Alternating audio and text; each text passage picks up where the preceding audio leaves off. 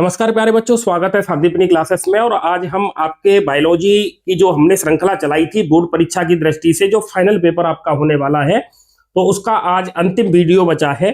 जो आपका 13 नंबर का अध्याय है उसके बारे में आज हम फिर से चर्चा करने वाले हैं। तो वीडियो को जल्दी से अपने दोस्तों के साथ शेयर भी कर दें और साथ ही चैनल को सबके बेल आइकन को प्रेस कर लें। और आज ही इस महत्वपूर्ण प्रश्नों की श्रृंखला में शुरुआत करने वाले हैं हम जैव विविधता और उसके संरक्षण से संबंधित अध्याय के बारे में। तो देखिए, पहला प्रश्न है, स्वस्थानीय संरक्षण से क्या मतलब है। स्वस्थानीय, देखिए नाम से ही पता लग रहा है, स्व माने खुद का और स्थान, खुद के ही स्थान पर अगर हम जंगली जानवरों को, वहां की वनस्पति को सुरक्षित कर दें तो उसे स्वस्थानीय संरक्षण कहते हैं।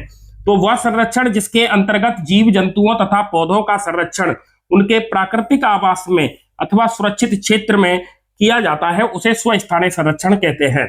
सह विलुप्तता, देखिए नाम से पता लग रहा है, सह साथ साथ में कोई विलुप्त हो जाए, तो एक जाति के विलुप्त होने पर उस पर आधारित या उस पर आश्रित दूसरे जंतु, वो पादप जातियां भी अनिवार्य रूप से विलुप्त होने लगती हैं। इसी को हम सह विलुप्तता कहते हैं। पृथ्वी का फेफड़ा किसे कहते हैं, तो पृथ्वी का फेफड़ा अमेजन वर्षा वन को कहा जाता है।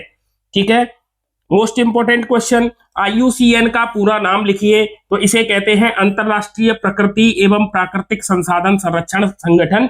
आपकी समझ में नहीं आएगा, आप इंग्लिश वाला वर्जन याद रखें, international union for conservation of nature and natural resources. आप तो ये अंग्रेजी वाला टर्म याद रखना, international union for conservation of nature and natural resources. विश्व में न्यूनतम जैव विविधता कहां पाई जाती है, तो पृथ्वी के जो ध्रुव हैं उन पर सबसे कम जैव विविधता पाई जाती है।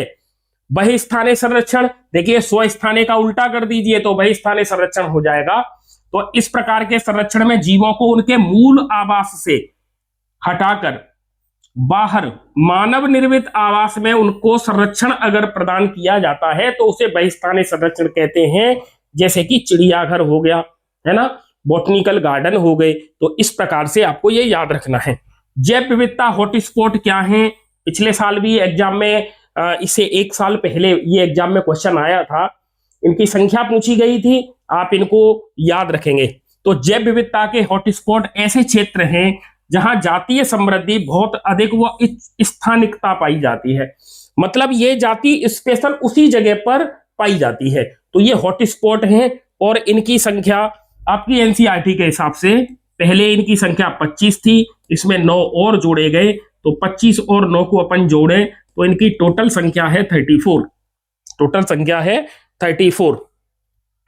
जैव विविधता क्या है, अगर ऐसे पेपर में आ जाता है तो आप क्या लिखेंगे, जैविक संगठन के प्रत्येक स्तर पर बृहद अणुओं से लेकर जीवों तक अत्यधिक विविधता पाई जाती है, इसे जैव विविधता कहते हैं। ठीक है, देखो जीवों की जो अलग अलग डिफरेंट आपको क्वालिटी दिखती हैं, ये सभी क्या है, जैव विविधता ही तो है। विविधता मतलब अलग अलग प्रकार के जीव इस पृथ्वी पर पाए जाते हैं, तो ये जैव विविधता है। और जैव विविधता को क्षति कैसे पहुंच सकती है, तो इसके देखिए, आवासीय क्षति, विखंडन। देखो अगर अब उनके आवास को हमने जंगलों को काट दिया तो जंगल में रहने वाले, उस जंगल में रहने वाले जितने भी जीव जंतु हैं, उन पेड़ों पर आश्रित जो जीव जंतु हैं, तो उनकी तो संख्या घटेगी अपने आप ही। तो इनका आवास हमने खत्म कर दिया है, तो आवासीय क्षति और विखंडन इसका मुख्य कारण है। दूसरा, जब हमारी आवश्यकताएं लालच में बदल जाती हैं, अर्थात हम इनका अतिदोहन करते हैं प्राकृतिक संपदा का, तो जैव विविधता को क्षति होती है। एक और है विदेशी जातियों का आक्रमण। जब कोई विदेशी जाति किसी आवास में जाती है तो वो वहां की जो स्थानिक जातियां होती हैं उनके लिए खतरा पैदा कर देती हैं। और सह विलुप्तता, अर्थात एक जाति के विलुप्त होने पर उस पर आश्रित दूसरी जातियां भी विलुप्त हो जाती हैं, इसे कहते हैं सह विलुप्तता। जैव विविधता के हॉटस्पॉट क्या हैं, तप्त स्थल या हॉटस्पॉट। तो जैव विविधता तप्त स्थल ऐसे होते हैं जहां जातीय समृद्धि बहुत अधिक होती है, उच्च स्थानिकता पाई जाती है। इसका महत्व पृथ्वी पर जैव विविधता को बनाए रखना है। इन स्थलों को सुरक्षित रखकर जातियों के विलोपन की दर को 30% तक कम किया जा सकता है। ये क्षेत्र पृथ्वी के संपूर्ण भू क्षेत्र के लगभग 2% भाग का प्रतिनिधित्व करते हैं। ठीक है, तो ये हैं आपके हॉटस्पॉट, जिनकी संख्या अभी मैंने आपको बताई थी। 25 पहले थे, 9 बाद में जोड़े गए, 34 हैं टोटल एनसीईआरटी में लिखा हुआ है। यदि उष्ण कटिबंधीय वर्षा वनों का विस्तार पृथ्वी के वर्तमान के 6% के स्थान पर 12% अगर हो जाए तो जैव विविधता किस प्रकार प्रभावित होगी, इसका कारण बताना है। तो जब वर्षा वनों का पृथ्वी पर विस्तार होगा तो इससे जैव विविधता में बढ़ोतरी होगी, क्योंकि जहां पर वर्षा अधिक होगी वहां पर विविधता भी अधिक ही होगी। वर्षा वनों में करोड़ों जातियां निवास करती हैं, इससे पादप उत्पादकता बढ़ेगी, जीव जंतुओं को अच्छा आश्रय मिलेगा, भोजन प्राप्त होगा, पर्याप्त सुरक्षा रहेगी, पर्यावरणीय समस्याओं में कमी आ जाएगी। क्यों? क्योंकि वर्षा वन की संख्या जब बढ़ रही है तो जैव विविधता बढ़ेगी, और जैव विविधता बढ़ेगी तो फिर पर्यावरण की जो खुद की एनवायरमेंट की जो प्रॉब्लम्स हैं वो भी तो कम होंगी। ठीक है, अतिदोहन भी कम हो जाएगा। एक जानवर दूसरे जानवर को मार के खा रहा है, पहले से ही संख्या कम है, तो फिर उनके विलुप्ति का खतरा भी बढ़ेगा, तो जातियों के विलुप्त होने का खतरा भी कम होगा। जैव विविधता का संरक्षण कितनी प्रकार से किया जाता है, किस जीव को विलोपन के संकट से बचाने के लिए किस प्रकार से हम संरक्षण उनका कर सकते हैं, तो देखिए जैव विविधता को संरक्षित करने के दो मुख्य उपाय हैं, दो ही मुख्य उपाय हैं जैव विविधता के संरक्षण के लिए। एक होता है स्वस्थानीय संरक्षण और एक होता है बहिस्थानीय संरक्षण। तो स्वस्थानीय संरक्षण, इस संरक्षण तकनीक में जीवों को उनके प्राकृतिक आवास में सुरक्षित कर दिया जाता है, प्राकृतिक आवास में। ठीक है, जैसे कि नेशनल पार्क है, राष्ट्रीय उद्यान है, बायोस्फीयर रिजर्व है ना, वन्य जीव अभ्यारण्य है, जैव विविधता के हॉटस्पॉट हैं, और कुछ सांस्कृतिक और धार्मिक मान्यता इसमें इंक्लूड है। बहिस्थानीय संरक्षण, तो इस संरक्षण में जीवों को उनके मूल आवास से हटाकर कृत्रिम मानव निर्मित आवास में उनको सुरक्षित रखा जाता है, इसे कहते हैं बहिस्थानीय संरक्षण।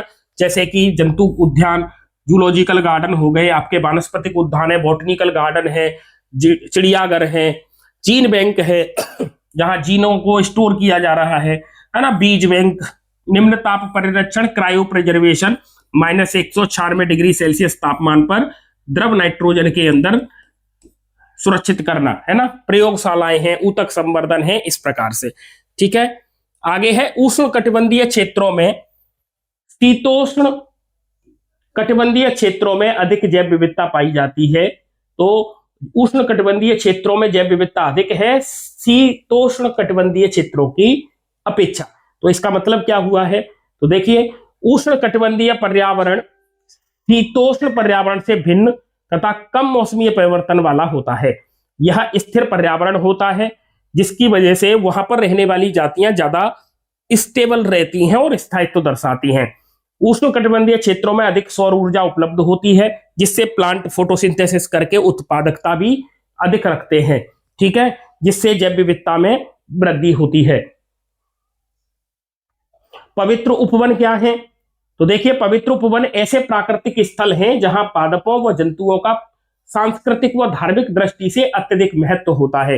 लोग पादप व जंतुओं की पूजा करते हैं तथा उनके संरक्षण को अत्यधिक महत्व भी देते हैं। मेघालय के पवित्र वन में दुर्लभ पादप व जंतुओं का संरक्षण मिला हुआ है, जैसे राजस्थान की अरावली पहाड़ी, कर्नाटक व महाराष्ट्र के पश्चिमी घाट आदि। ये पवित्र उपवन के नाम से जाने जाते हैं। जैव विविधता का पारितंत्र में, इकोसिस्टम में जैव विविधता का क्या महत्व है, तो पारितंत्र की स्थिरता व साम्यावस्था जैव विविधता पर निर्भर करती है। पहली बात, जैव विविधता अधिक होने पर पारितंत्र की उत्पादकता भी अधिक होगी। तीसरा, स्वस्थ पारितंत्र के लिए जैव विविधता का अधिक होना भी आवश्यक है। अब ये प्रश्न है स्वस्थानीय और बहिस्थानीय में अंतर है संरक्षण, स्वस्थानीय जैव विविधता का संरक्षण स्वस्थानीय और बहिस्थानीय के बीच में। तो देखिए जीवों का संरक्षण उनके प्राकृतिक आवास में ही करेंगे अपन, और बहिस्थानीय में जीवों का संरक्षण उनके प्राकृतिक आवास से बाहर मानव निर्मित आवास में करते हैं। जैसे कि राष्ट्रीय उद्यान, वन्य जीव अभ्यारण्य और जैव मंडल, ये स्वस्थानीय संरक्षण के उदाहरण हैं। वहीं पर जंतु उद्यान, वनस्पति उद्यान, जीन बैंक और क्रायो प्रिजर्वेशन या निम्नताप परिरक्षण, ये बहिस्थानीय संरक्षण के उदाहरण हैं। निम्नताप परिरक्षण तकनीक, तो इसको आप याद कर लेना, बहुत ही इंपॉर्टेंट है ये प्रश्न, तो इसको आप याद कर लेना। तो निम्न ताप परिरक्षण तकनीक द्वारा संकटग्रस्त जातियों के युग्मकों को जीवित व जननक्षम अवस्था में अत्यधिक निम्न ताप -196 डिग्री सेल्सियस द्रव नाइट्रोजन, ये याद रखना है, में संरक्षित किया जाता है। इस प्रकार संरक्षित युग्मकों से पात्रे निषेचन द्वारा संकटग्रस्त जाति के जीव उत्पन्न किए जा सकते हैं। आपने देखा होगा जब जो वेटनरी के जो डॉक्टर रहते हैं उनके पास एक ऐसा टंकी जैसे टाइप की होती है, उसके अंदर स्पर्म रहते हैं पशुओं के, है ना, और उनको द्रव नाइट्रोजन में रखा जाता है। -196 डिग्री सेल्सियस उसके अंदर तापमान रहता है। जब वो उसका ढक्कन खोलते हैं तब उसमें से धुआं निकलता हुआ दिखाई देता है। इस टेम्परेचर पर जो स्पर्म है वो जीवित अवस्था में बना रहता है और जो एग को निषेचित कर सकता है, फर्टिलाइज कर सकता है। तो ऐसी जो विलुप्त होने के कगार पर कुछ जातियां हैं, तो उनके युग्मकों को निम्न ताप परिरक्षण देकर अर्थात क्रायो प्रिजर्वेशन के माध्यम से उनको सुरक्षित रखा जा सकता है। ठीक है, तो ये क्रायो प्रिजर्वेशन था। इस चैप्टर में से महत्वपूर्ण प्रश्न आपका बनता है स्वस्थाने बहिस्थाने संरक्षण, जैव विविधता के तप्त स्थल या हॉटस्पॉट। तो आप इनको याद रखें। ये ज्यादातर यहाँ पर जैसे IUCN का पूरा नाम भी पूछ लेते हैं, सह विलुप्तता पूछ लेते हैं। ठीक है, तो जैव विविधता के हॉटस्पॉट की संख्या अगर आपसे पूछ ली जाए तो आप याद रखना 25 सब पहले खोजे गए थे, 9 बाद में खोजे गए थे, इनकी संख्या है 34। ठीक है, ये अपने भारत में हिमालय की तरफ पश्चिमी घाट, है ना, और इंडो बर्मा और श्रीलंका वाले भाग, ये कुछ हॉटस्पॉट के नाम हैं। ठीक है, और NCERT में लिखा है भारत में 3 जैव विविधता के हॉटस्पॉट पाए जाते हैं। तो इस तरीके से ये जो आपका अध्याय था जैव विविधता का संरक्षण, इस पर हमने चर्चा की है। ठीक है,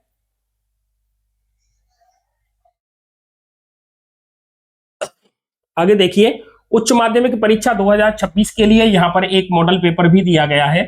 ठीक है, तो ये बायोलॉजी विषय का मॉडल पेपर है। इसमें से आप देखिए कितने क्वेश्चनों को सही कर सकते हो। पारतंत्र में पोषण स्तर पर उपस्थित जीवों की संख्या के आधार पर बनाए जाने वाले पारिस्थितिकी पिरामिड को क्या कहते हैं? तो देखो यहां आपको याद रखना है, ये जीवों की संख्या का पारिस्थितिकी पिरामिड है। तो ये सीधे भी बनते हैं, जीवों की संख्या का जो पिरामिड है वो सीधा भी बनता है और उल्टा भी बनता है। तो ये सीधे और उल्टे दोनों प्रकार से बनते हैं। ठीक है, समष्टि घनत्व को प्रभावित कौन कर सकता है? तो समष्टि घनत्व को प्रभावित करने वाले कारक कौन कौन से हैं? एक देखो, जन्म दर से समष्टि घनत्व बढ़ता है, मृत्यु दर से समष्टि घनत्व घटता है, तो इससे दोनों से प्रभावित हो रहा है। आप्रवासन से समष्टि घनत्व बढ़ता है, तो इससे भी प्रभावित होगा। तो इसका आंसर आएगा उपरोक्त सभी। आप्रवासन का मतलब किसी स्थान से जीवों का आना उस पॉपुलेशन के अंतर्गत। ठीक है, खड़ी फसल अथवा स्थिर सस्य, सस्य का मतलब भी फसल है, तो इसका आंसर होगा ये उनके जैव भार से संबंधित होती है। अलिंग सूत्री ट्राइसोमी का उदाहरण है, अलिंग सूत्री ट्राइसोमी का उदाहरण होगा टर्नर सिंड्रोम। आपको पता है टर्नर सिंड्रोम के अंदर एक्स क्रोमोसोम की कमी हो जाती है। ठीक है, और ये जो एक्स क्रोमोसोम है ये सेक्स क्रोमोसोम होता है। ठीक है, अलिंग सूत्र नहीं होता, तो ये तो आंसर नहीं होगा इसका। अगला है क्लाइनफेल्टर सिंड्रोम। अब क्लाइनफेल्टर सिंड्रोम में क्या होता है, एक एक्स क्रोमोसोम अधिक हो जाता है। एडवर्ड सिंड्रोम ये भी नहीं होगा, इसका राइट आंसर होगा डाउन सिंड्रोम। आपको पता है डाउन सिंड्रोम में 21वें नंबर का जो क्रोमोसोम है, जो गुणसूत्र है 21वें नंबर का, इसकी 1 प्रति अधिक हो जाती है, तो इसे कहते हैं हम ट्राइसोमी 21। ठीक है, आगे देखो, जीवन की उत्पत्ति को समझने हेतु मिलर ने अपने प्रयोग में निम्न में से किस गैस का उपयोग नहीं किया था? तो आपको पता है, मैंने आपको पहली क्लास में बताया था MAH, मीथेन, तो ये मीथेन है। अमोनिया, ये रही अमोनिया।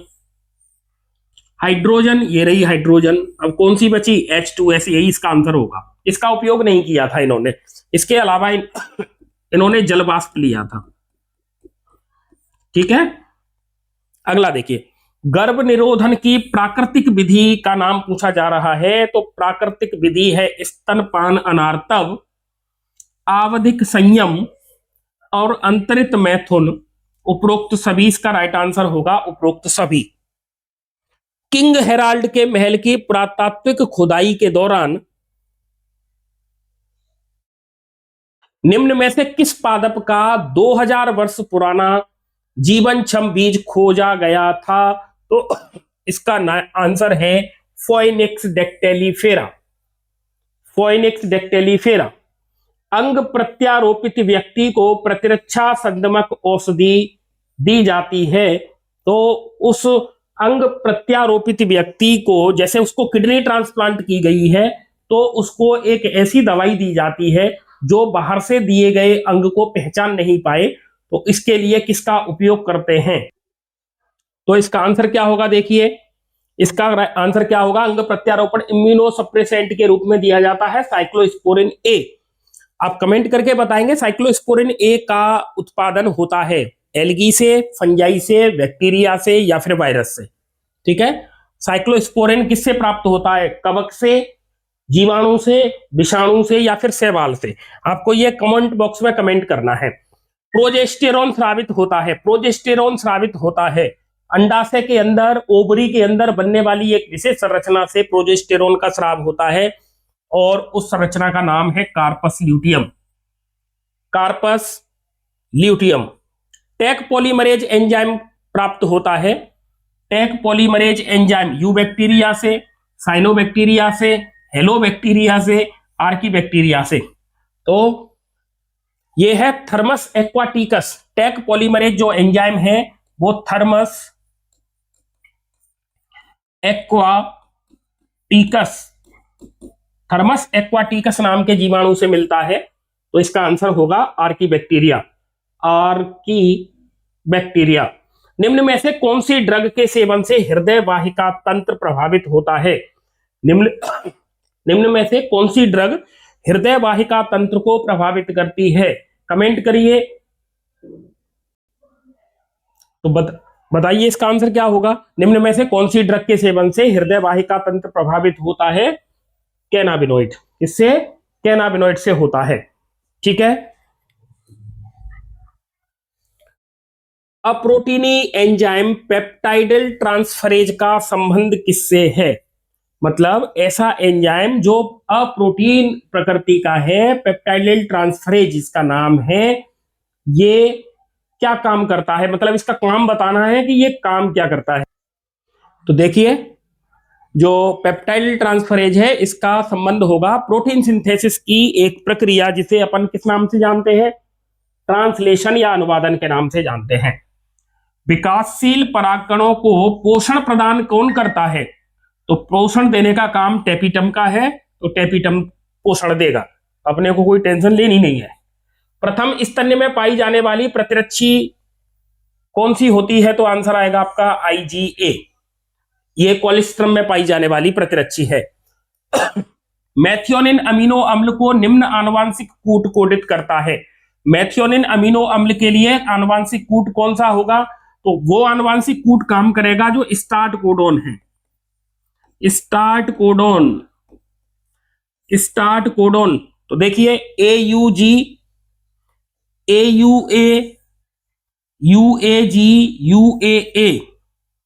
तो इसका आंसर होगा AUG, ये स्टार्ट कोडोन है। आप कमेंट करके बताएंगे स्टॉप कोडोन की संख्या कितनी होती है। ठीक है, TH मॉर्गन ने अपने प्रयोग किस पर किए थे? तो TH Morgan, Thomas Hunt Morgan के द्वारा जो एक्सपेरिमेंट हुआ था वो ड्रोसोफिला पर हुआ था। ड्रोसोफिला पर हुआ था, जिसे हम फल मक्खी कहते हैं। ठीक है, एकल संकर संकरण के अंतर्गत F2 पीढ़ी के लिए जो जीनोटाइप आता है वो होता है 1:2:1। 3:1 फिनोटाइप होता है, फिनोटाइप होता है। जीनोटाइप होता है 1:2:1, 9:3:3:1। ये डाइहाइब्रिड क्रॉस का फिनोटाइप रेशियो है। वांछित परागण हेतु निम्न में से कौन सी विधि प्रयुक्त होती है? वांछित परागण कराना हो तो हम विपुंसन और बोरा वस्त्रावरण बैगिंग और इमास्कुलेशन तकनीक काम में लेते हैं। अब देखते हैं फिल इन द ब्लैंक्स को। लघु बीजाणु धानी की सबसे आंतरिक परत को हम किस नाम से जानते हैं? लघु बीजाणु सॉरी लघु बीजाणु धानी की सबसे आंतरिक परत को हम टेपिटम कहते हैं। एक औषधि रहित अंतः गर्भाशय युक्ति का नाम बताइए। औषधि रहित आईयूडी। तो औषधि इसमें आप लिख सकते हैं कॉपर टी। मानव में रक्त समूह AB की उपस्थिति, ये AB की उपस्थिति ये क्या शो कर सकती है? तो ये क्या दर्शाती है? किसका उदाहरण है ये? इसका उदाहरण है ये सह प्रभाविता का उदाहरण है। सहायक नर जनन ग्रंथि का नाम तो प्रोस्टेट, ठीक है। बेकरी उद्योग में प्रयुक्त सूक्ष्म जीव का वैज्ञानिक नाम, बेकरी उद्योग में काम आती है एक कोशिकीय फंजाई यीस्ट, लेकिन यहां उसका वैज्ञानिक नाम पूछा जा रहा है तो आंसर आएगा सैकेरोमाइसीज सेरेविसी, ठीक है। मानव का विकास किस महाद्वीप पर हुआ? मानव का विकास किस महाद्वीप पर हुआ? तो 7 जो महाद्वीप हैं उनमें से एक आंसर इसका होगा। तो बताइए कौन सा महाद्वीप होगा? एशिया है, अफ्रीका है, ऑस्ट्रेलिया है, बहुत सारे हैं, 7 हैं, बहुत सारे क्या 7 ही महाद्वीप हैं।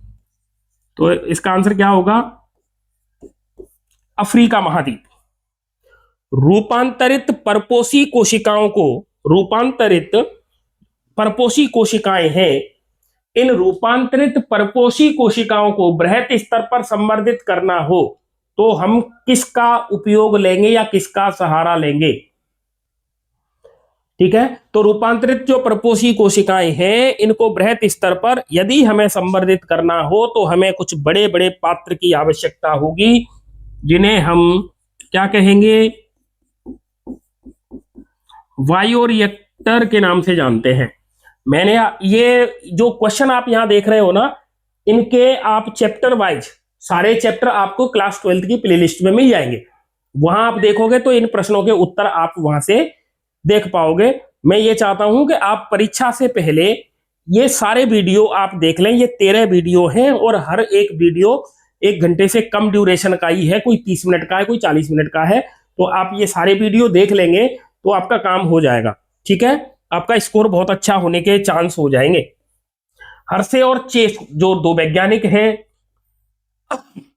इन्होंने अपने प्रयोग किए थे और इन्होंने अपने प्रयोग के आधार पर यह सिद्ध कर दिया था कि डीएनए ही जेनेटिक मटेरियल है, आनुवांशिक पदार्थ है।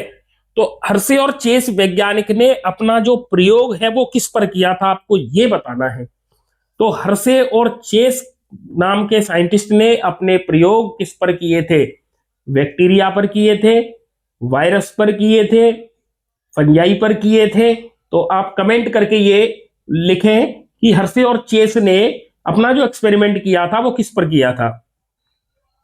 तो देखिए, हर्शे और चेस ने जो अपना एक्सपेरिमेंट किया था, अब आपने सोच लिया होगा इसका आंसर। तो यहां पर एक ऐसे विषाणु पर अपना प्रयोग किया जो जीवाणुओं को संक्रमित करता है, उसे कहते हैं जीवाणु को खाने वाला, तो जीवाणु भोजी। क्या कहते हैं उसे? जीवाणु भोजी, बैक्टीरियोफेज। और साथ में ई कोलाई नाम का बैक्टीरिया, इन 2 को अपने प्रयोग में लिया था। आगे देखिए, पादपों में वांछित जीन स्थानांतरण हेतु सर्वाधिक उपयुक्त वाहक के रूप में किसका उपयोग किया जाता है? देखो, पादप कोशिका के अंतर्गत हमें जीन को ट्रांसफर करना है, किसको ट्रांसफर करना है? जीन को, प्लांट सेल के अंदर। तो इसमें वाहक के रूप में हम किसका उपयोग करेंगे? दिमाग लगाइए और सोचिए इसका आंसर। बहुत ही महत्वपूर्ण प्रश्न है, तो आपको इनके आंसर खुद भी तो सोचने हैं। तो बताइए क्या है पादपों में वांछित जीन स्थानांतरण हेतु सर्वाधिक उपयुक्त वाहक का नाम? तो क्या आंसर आएगा? तो देखिए इधर मैं लिख देता हूं, हालांकि मैंने पहला वीडियो, इससे पहला जो चैप्टर वाइज वीडियो वो आप देख सकते हो। एग्रोबैक्टीरियम,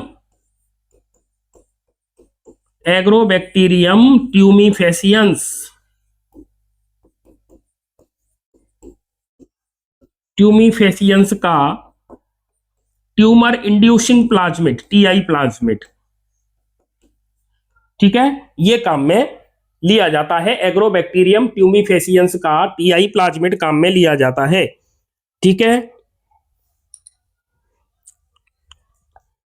सबसे बड़ा डायनासोर अर्जेंटोनिसोरस, अर्जेंटोनिसोरस, ये सबसे बड़ा डायनासोर है। तो ये जो अभी हमने प्रश्न देखे थे ये आपके एमसीक्यूज और आपके ये फिल इन द ब्लैंक्स वाले हो गए। अब एक नंबर के जो सॉरी एक नंबर में जो सवाल आते हैं अब उनकी भी थोड़ी चर्चा करते हैं। जैसे आप इन प्रश्नों को थोड़ा सा गौर से देख लेना, है ना। कीट परागित पुष्पों की दो विशेषताएं लिखिए। कीट, इंसेक्ट, इंसेक्ट के द्वारा पॉलिनेशन होता है, तो उस पुष्प के अंदर ऐसी क्या क्वालिटी है कि कीट उसके पास आएगा? इसका मतलब कीट को वो पुष्प कुछ ना कुछ गिफ्ट जरूर देगा, और वो गिफ्ट क्या होगी? तो ये फूल जो है वो चटकीले रंग युक्त होते हैं, इनमें विशेष गंध पाई जाती है, ये नेक्टर उपलब्ध कराते हैं, मकरंद उपलब्ध कराते हैं, ये इनकी विशेषता है। GIFT और ZIFT का पूरा नाम क्या है? तो देखिए ये तीन तो सेम है, ये अंतर है। तो G का मतलब हो गया गैमीट, इंट्राफेलोपियन ट्रांसफर, और Z का मतलब हो जाएगा जाइगोट,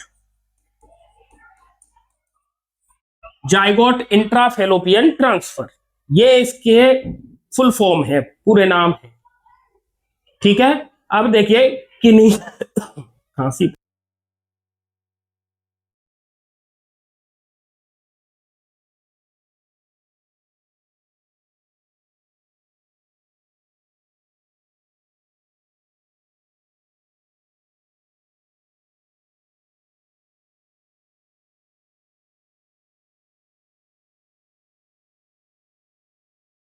तो देखिए अब अपन आगे देखते हैं। द्वितीयक लसीकाव अंग पूछे गए हैं। तो जो लसीकाव अंग है ये दो प्रकार के, एक तो होते हैं प्राथमिक और एक आपसे पूछे ही जा रहे हैं द्वितीयक, ठीक है। तो इसमें आपको याद रखना है थाइमस और बोन मैरो, अस्थि मज्जा, ये प्राथमिक लसीकाव अंग है। अब द्वितीयक लसीकाव अंग कौन कौन से होंगे? तो आप यहां पर देखिए, कोई से दो पूछे हैं, लेकिन आप याद रखना प्लीहा, स्प्लीन जिसे कहते हैं प्लीहा, है ना, लसिका ग्रंथि,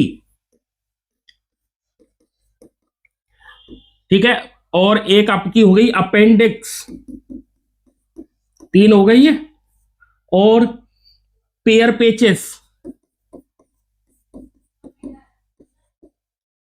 पेयर पेचेस जो छोटी आंत में पाए जाते हैं, ये सेकेंडरी लिम्फोइड ऑर्गन्स हैं, द्वितीयक लसीकाव अंग हैं, ठीक है। क्राइजीन से बनती है क्राई प्रोटीन, क्राई प्रोटीन जो कैटरपिलर की आंत में एल्केलाइन क्षारीय माध्यम, एल्केलाइन मीडियम जब उसे मिलता है, क्षारीय माध्यम जब उसे मिलता है, तो ये उसकी आंत को वष्ट कर देती है और उसकी मृत्यु हो जाती है, तो वह काम आती है। लैंगिक कपट से आपका क्या अभिप्राय है? देखिए ये ऑर्किड, ऑर्किड का जो फ्लावर्स है ना, उसकी एक जो सेपल्स है वो मादा मच्छिका के जैसा दिखता है, तो नर मच्छिका उसे फीमेल समझ लेता है और उसके साथ लैंगिक कूट मैथुन करता है उसके साथ, ठीक है। तो ये लैंगिक कपट है, तो उससे जो ऑर्किड का फ्लावर से है ना, उसके अंदर क्या हो जाएगा? पॉलिनेशन हो जाता है, ठीक है।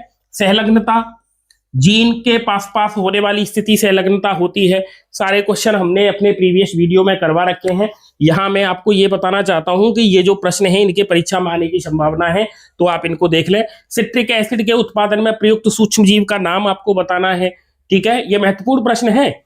समष्टि समीकरण dn/dt बराबर rn, मैंने कल ही वीडियो अपलोड किया है, उसमें इसका आंसर मिलेगा। आर क्या है, तो ये इंट्रिंसिक रेट है उसकी। जीन चिकित्सा से क्या अभिप्राय है, तो आपको याद आ रहा होगा 4 वर्षीय बच्ची जिसमें एडीए की कमी को पूरा करने के लिए जीन चिकित्सा की गई थी, जिसमें जीन को बदला जाता है, खराब जीन के स्थान पर सही वाला जीन डाला जाता है ना। टेस्ट क्रॉस क्या है, टेस्ट क्रॉस, तो देखिए टेस्ट क्रॉस क्या है, मैंने आपको पहले करवा रखा है। तो इसमें जो F1 पीढ़ी का जो भी प्लांट आता है उसका क्रॉस अगर हम अप्रभावी जनक से कराते हैं तो उसे टेस्ट क्रॉस कहते हैं।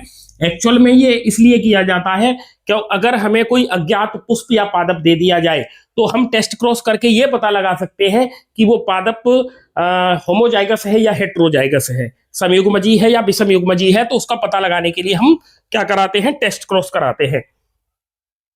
देखिए यहां पर और भी कुछ महत्वपूर्ण प्रश्न हैं, इनको आप प्रिपेयर कर लें। अभी आपके पास एक दिन का समय और है, कल संडे है, मंडे को एग्जाम है। जैव विविधता के संरक्षण के उपाय मैंने अभी आपको सुझाए थे, 2 उपाय हैं इसके, स्वस्थानीय और बहिस्थानीय संरक्षण। समष्टि के लिए सिग्मोइड वृद्धि वक्र क्या है, तो इसको आपको बनाना है, जो एस शेप का ग्राफ बनता है इस तरीके से, ये है ना। अभिसारी और अपसारी विकास, ये आपके चैप्टर नंबर विकास वाले से लिया गया प्रश्न है, अभिसारी और अपसारी विकास, ठीक है। तो ये आपको ये सारे क्वेश्चन बिल्कुल क्लियर करने हैं जो प्रीवियस ईयर में आए हुए क्वेश्चन है। इम्प्लांटेशन क्या है, निषेचन पश्चात यह कितने समय बाद पूर्ण होता है। इम्प्लांटेशन या रोपण, और इसे नियंत्रित करने वाले 2 हार्मोन्स के नाम भी आपको बताने हैं। मधुमक्खी में लिंग निर्धारण का आरेखी चित्र बनाना है। मधुमक्खी में लिंग निर्धारण का आरेखी चित्र बनाना है। मानव जीनोम परियोजना, ह्यूमन जीनोम प्रोजेक्ट का लक्ष्य क्या है। जैव विविधता को परिभाषित कीजिए और जैव विविधता प्रतिरूप जातीय क्षेत्र संबंध के प्रतिपादक का नाम और समीकरण लिखना है, ठीक है। तो ये पुनर्योगज प्रोटीन क्या है, मानव कल्याण हेतु उत्पादित एक पुनर्योगज प्रोटीन का उदाहरण दीजिए। आरएनए अंतरक्षेप तकनीक क्या है। पुनर्योगज डीएनए तकनीक के अंतर्गत डीएनए पृथक्करण की विधि क्या है, डीएनए को कैसे पृथक कर लेते हैं, तो ये आपको संक्षेप में बताना है, ठीक है। परागण क्या होता है, परागण दोहरा निषेचन। गुरुबीजाणुधानी का नामांकित चित्र बनाना है। गुरुबीजाणुधानी मतलब बीजांड का, है ना, ओव्यूल का। जीनोगेमी क्या होती है, यहां देखिए पर परागण है तो इधर जीनोगेमी पूछी जा रही है ना। परभ्रूप्रोडसी बीज के उदाहरण सहित समझाने हैं ये। अंकुरित परागकण का नामांकित चित्र बनाइए। इनके फुल फॉर्म लिखनी है। बीओडी क्या होती है, एलएबी क्या है, एसटीपी क्या है, एसटीडी करते हैं इसे, है ना, और सीपीसीबी क्या है। तो इस तरीके से आप इनके फुल फॉर्म भी याद करके जाने हैं। प्राथमिक और द्वितीयक अपशिष्ट उपचार में क्या अंतर है, एक भौतिक होता है, एक रासायनिक होता है।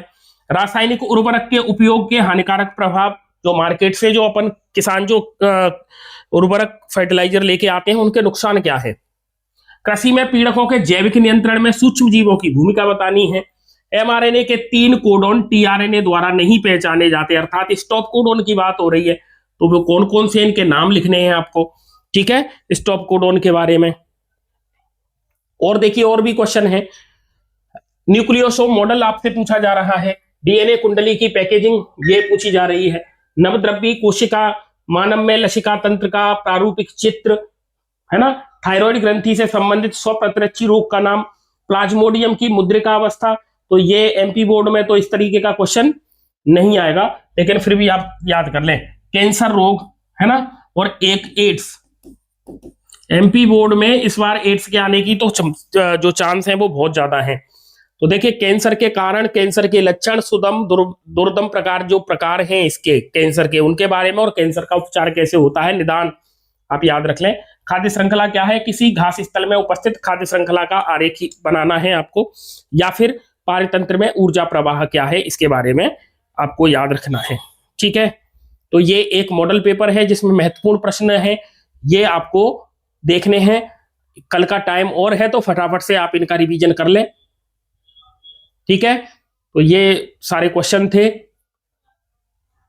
2026 की परीक्षा के लिए, ठीक है। और देखें, और भी है एक सेट, ये एक और सेट है। तो आप इसको पॉज करके और इन क्वेश्चनों को आप हल करने की कोशिश करें। हो सकता है आपको परीक्षा में इनमें से कोई प्रश्न देखने को मिल जाए, तो आप इस वीडियो को पॉज कर लें। ये तो इंपॉर्टेंट क्वेश्चन है, आता है पेपर में, याद कर लेना। ठीक है, रामापिथिकस ड्रायोपिथिकस ये क्वेश्चन आता है एग्जाम में, तो याद कर लेना, मोस्ट इंपॉर्टेंट है। लेगुमिनेसी पौधों की जड़ों में कौन सा जीवाणु पाया जाता है? चमगादड़ के पंख, मनुष्य के हाथ किसका उदाहरण है? डीएनए में अम्लीय प्रकृति किसके कारण होती है? मनुष्य में लिंग निर्धारण कौन से प्रकार का होता है? भारत में परिवार नियोजन कार्यक्रम किस वर्ष लागू हुआ था? तो ये कुछ ऐसे प्रश्न हैं जो परीक्षा में आने की संभावना रखते हैं। हॉटस्पॉट क्या है? जीएमओ क्या है? जीएमओ को तो याद कर लेना। हाइड्रेला में परागण का माध्यम, अब पानी के अंदर रहता है तो फिर पानी से ही तो होगा। सहेली क्या है? अब आप कहीं अपनी सहेली के बारे में लिखना शुरू कर दें, वो वाली सहेली नहीं है, ये गर्भ निरोधक गोली है जिसे सीडीआरआई लखनऊ द्वारा बनाया गया है। दो अलिंग सूत्री आनुवांशिक रोगों के नाम लिखिए। बिंदु उत्परिवर्तन क्या है? ठीक है, तो ये सारे जो प्रश्न हैं आप इनको अच्छे से प्रिपेयर कर लें, क्योंकि ये बहुत महत्वपूर्ण प्रश्न है।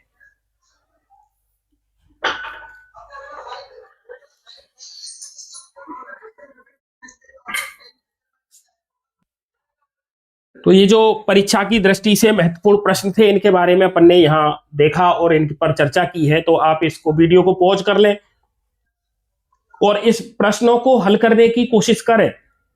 और अगर आपसे कोई प्रश्न हल नहीं होता है तो आप कमेंट कर सकते हैं, मैं उसका आपको आंसर उपलब्ध करवा दूंगा। ठीक है, तो ये जो दो मॉडल पेपर हैं, एक मैंने हल करा दिया और एक के क्वेश्चन आपको हल करने हैं। अब कल एक वीडियो आपके लिए और आएगा जिसमें हम मध्य प्रदेश बोर्ड के द्वारा जो प्रीवियस ईयर में जो क्वेश्चन पूछे गए हैं उनके बारे में अपन उस डिटेल से चर्चा कर लेंगे। और आप अपना रिवीजन बिल्कुल तैयारी के साथ, कॉन्फिडेंस के साथ आप अपनी तैयारी करें और एग्जाम दें। और अच्छा स्कोर करना है, 90 प्लस का स्कोर, 95 तक का स्कोर। ठीक है, ये आपको लेके आना है। उसके लिए आपको बस एक दिन बीच में बचा हुआ है, तो और अच्छे से मेहनत कर लो। ठीक है, और आपके जब एग्जाम फिनिश हो जाए तब आप आराम कर लेना, अभी आराम की जरूरत उतनी नहीं है। माइंड को भी रिलैक्स करना है, साथ में खाना भी भरपूर खाना है। और भरपूर का मतलब पौष्टिक आहार लेना है, जो आपके स्वास्थ्य के लिए बहुत जरूरी रहता है। ठीक है, तो अपनी तैयारी को जारी रखें। आज के लिए तो बस इतना ही। मैंने कोशिश की है आपको बहुत समझाने की, क्वेश्चनों को कराने की। तो फिर मिलते हैं कल एक और वीडियो में, और फिर अपन देखेंगे बायोलॉजी का पेपर किस तरीके का आपका रहा, तो आपसे चर्चा करेंगे। तब तक के लिए जय हिंद, जय भारत।